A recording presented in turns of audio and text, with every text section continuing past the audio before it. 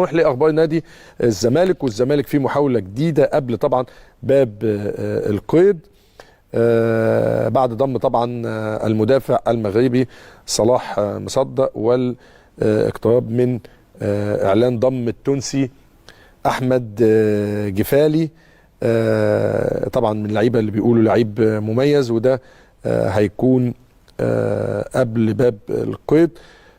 في احتمال ان يكون في لاعب اخر وده يكون على حساب مشلاك.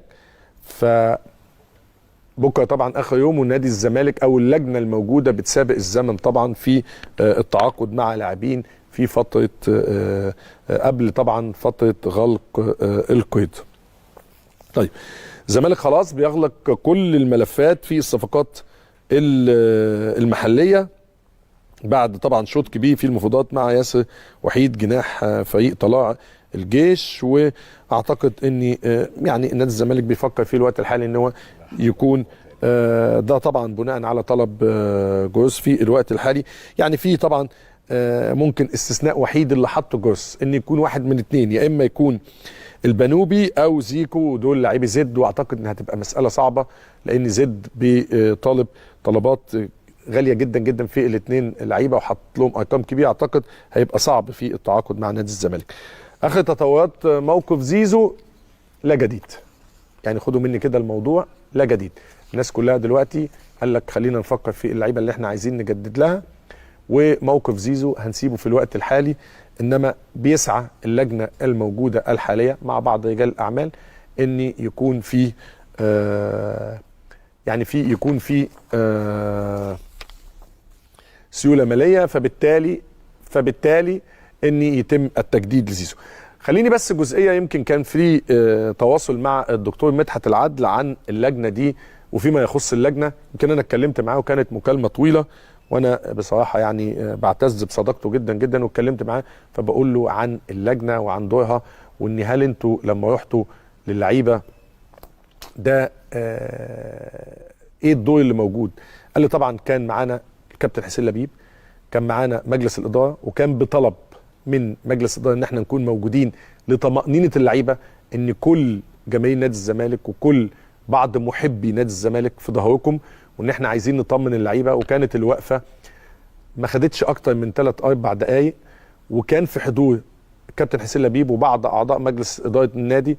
يعني الموضوع احنا ما رحناش كده من نفسنا، احنا في نظام في نادي الزمالك واحنا بنتبعه وبنلتزم بيه، وان الدعوه كانت بناء على طلب من الكابتن حسين لبيب، وان احنا رحنا باتفاق مع رئيس النادي وبعض اعضاء مجلس الاداره واللي كانوا متواجدين معانا. احنا ما رحناش من نفسنا كده، لان اكيد ما فيش حاجه زي كده بتحصل، وده يمكن كان في التواصل، وقال ده كان متفق عليه لحس اللعيبه ان الناس كلها وبعض محبي نادي الزمالك كلهم موجودين، وان الازمات دي كلها ان شاء الله هتتحل خلال الفتره القادمه.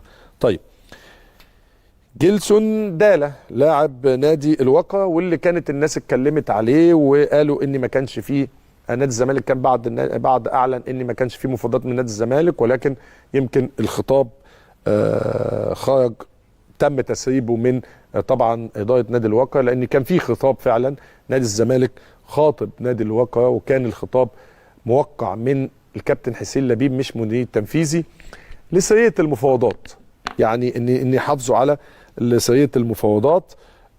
ويمكن طبعا كانوا مطالبين، يعني كان الطلب ان هم ياخدوه 6 شهور مجانا مع تحمل راتب، لان اللاعب اسقط من القائمه المشاركه في البطوله الاسيويه.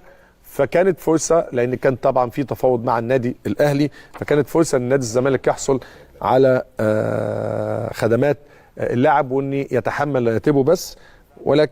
ولكن طبعا يمكن اللاعب واسرته حسوا او رفضوا كده. ويمكن شفنا طبعا رئيس نادي الواقع لما طلع اتكلم وقال ان انا ممكن الحاله الوحيده اللي انا اسيبه بس فيها مجانا يكون للنادي الاهلي، وبالتحديد للكابتن محمود الخطيب. طبعا يمكن انا اتكلمت في الاسبوع الماضي عن مصير جروس، وقلت ان في بعض المفاوضات مع مكالي المدير السابق لمنتخبنا الاولمبي. مصير جروس طبعا يمكن في انقسام داخل المجلس، ناس شايفه ان الراجل يستنى شويه، وناس شايفه ان لا، فبيقول لك عند فتره التوقف الدولي، لان في بعض اللعيبه اشتكت من جوس، حتى اللي بيلعبوا قالوا ان احنا ما بنتمرنش بشكل كويس، الامور مش افضل ما يكون، فبالتالي ممكن يكون خلال الفتره القادمه في تغيير للمدير الفني جوس وفي انقسام. ويمكن احنا قلنا اني اقرب المفاوضات مع مكالي، انا يمكن قلت الاسبوع الماضي، واللي بيخوض المفاوضات دي زي ما يعني هو بقى في ملفات دلوقتي. ميدو عنده جزء في التعاقدات انه بيتواصل مع بعض اللاعبين. كابتن حازم امام هو يمكن اللي بيتولى التفاوض مع مكالي في حاله ان هيتم تغيير المدير الفني. حازم امام بيتواصل مع مكالي في حاله طبعا تغيير المدير الفني بالنسبه لنادي الزمالك.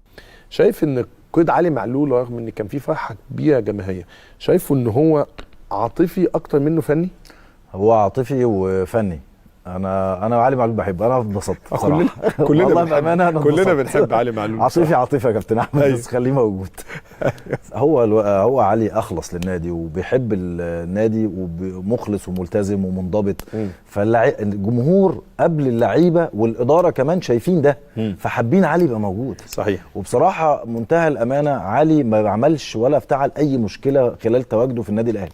ما عملش اي مشكله مع اي حد. انا ليه سالتك السؤال؟ طبعا اكيد طبعا علي من اللعيبه.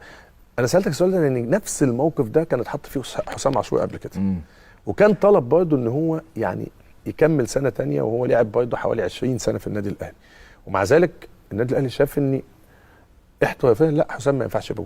هل هنا ممكن مثلا عشان الضغوط الجماهيريه اللي كانت موجوده، او عشان ان ممكن يكون شايف ان علي فنيا هيفيد وحسام ما كانش هيفيد فنيا؟ اقول لك حاجتين.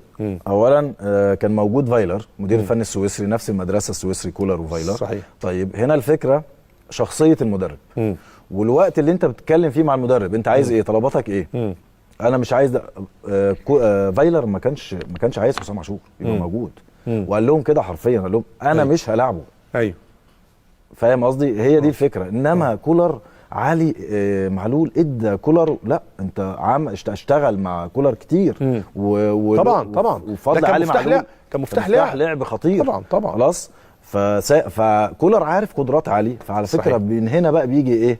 تدخل المدير الفني ممكن يبقى فيه تدخل ولين شويه. بن شرقي اضافه كبيره، اضافه كبيره من امهر اللعيبه اللي كانوا موجودين في مصر في الفتره الاخيره مع في الدوري المصري هنا مع الزمالك. كانوا عاملين موسم هايل.